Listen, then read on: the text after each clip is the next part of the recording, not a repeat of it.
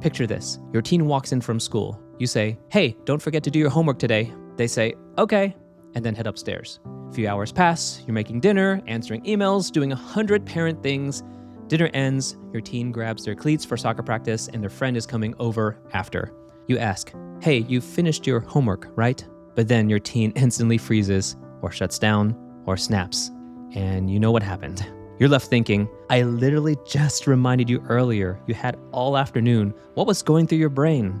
And then that all too familiar fear creeps in. If I remind too much, they shut down. If I don't remind enough, this happens. You feel trapped.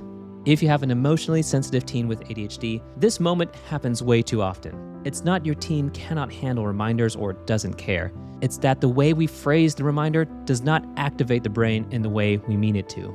In this video, I'll give you 5 simple phrases that help you remind your ADHD teen without triggering the shutdown response, so they stay connected, thinking, and engaged.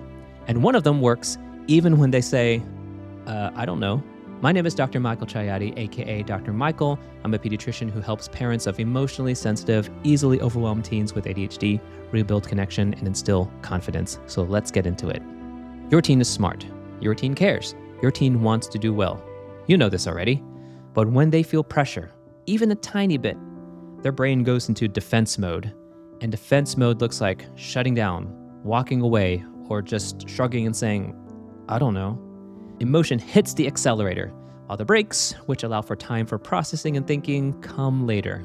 So when a parent leads with phrases like, you need to, why didn't you, you should have, this is what your teen's brain hears.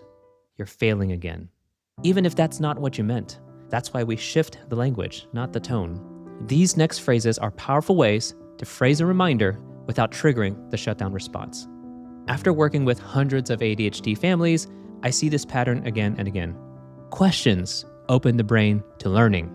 And this was echoed beautifully by Leslie Josel, who is the founder of Order Out of Chaos, whom I met at the ADHD 2025 conference. She said something I loved. Telling does not equal teaching. Listening does not equal learning. It's like learning to drive for the first time. Someone can give you a lecture on how to drive, and even if you listen very well, until you sit behind the wheel, you will never fully learn. So instead of always telling and grabbing the steering wheel for them, we guide and act as their co-pilot. You are teaching them how to drive, how to solve problems. And here are phrases you can use to do just that. Number 1, what's your plan? Extremely simple. But this gives them autonomy, which is one of the key drivers of motivation. Instead of, don't forget to do your homework today, say, what's your plan for starting homework today? It gives them space to practice autonomy and ownership of their task.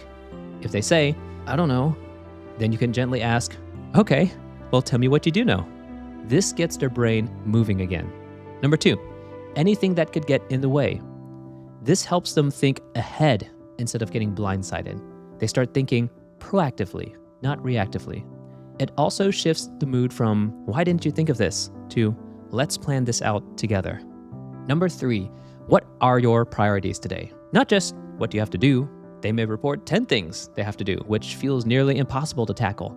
Priorities help them sort instead of feeling overwhelmed and shutting down. Number 4, what do you need to get started?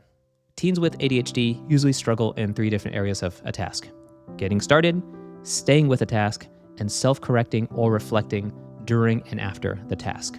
So I like to call this their internal GPS. Go, practice, and steer. Go is getting started, practice is staying on task, and steer is self-correcting or reflecting. And this phrase taps into the go part of my GPS framework, a skill most ADHD teens struggle with. It narrows the moment down to the first step, not the entire mountain. Number 5, what's the next best tiny step you can take? Now that you've helped your teen see the big picture, identify obstacles, prioritize, and take ownership, now you can help them actually begin on the task. Remember that scene we started with? Let's imagine what could change when you use these 5 questions. Number 1, what's your plan? Instead of just a general reminder, you allow them to think and problem solve. So you now ask, what's your plan for homework today? Your teen responds, I'll start my homework after dinner. You know that's not going to work, but you prompt them with question 2. Okay, great. Anything that could get in the way? They say, oh yeah, I have soccer practice after dinner. Oh yeah, my friend's coming over after that. So you follow up with question 3. Sounds like you have a lot to do. What are your priorities today? They say, well, I really want to attend soccer practice. I really want to see my friend, but I have to get my homework done too. I guess I should do my homework before dinner then. So you ask, okay, great. What do you need to get started? They say, I think I just need my laptop and my textbook. And as we move from planning to execution, the goal now is momentum, to keep from getting stuck. They open their laptop and textbook, but maybe they begin to freeze at the thought of finishing the entire assignment. So you help your teen keep it simple. What's the next best tiny step you can take? Maybe they can't write the entire essay yet, but they can start by writing the first sentence, or at least open the document. Tiny steps start momentum. These phrases work because they help all 3 parts of your teen: their motivation, their mind and body, and their executive function. Number 1, they increase autonomy. They reinforce progress, and this boosts motivation, gives them a reason to drive. Number 2, they lower the emotional pressure. Your teen stays regulated. That is, it prevents their vehicle's engine from overheating. And number 3, they activate problem solving. When you ask the right questions, it turns the thinking part of the brain back on without you lecturing. You're giving them skills.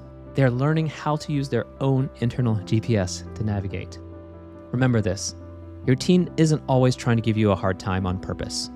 They are in a very difficult transition phase from dependence to independence, from child to adult.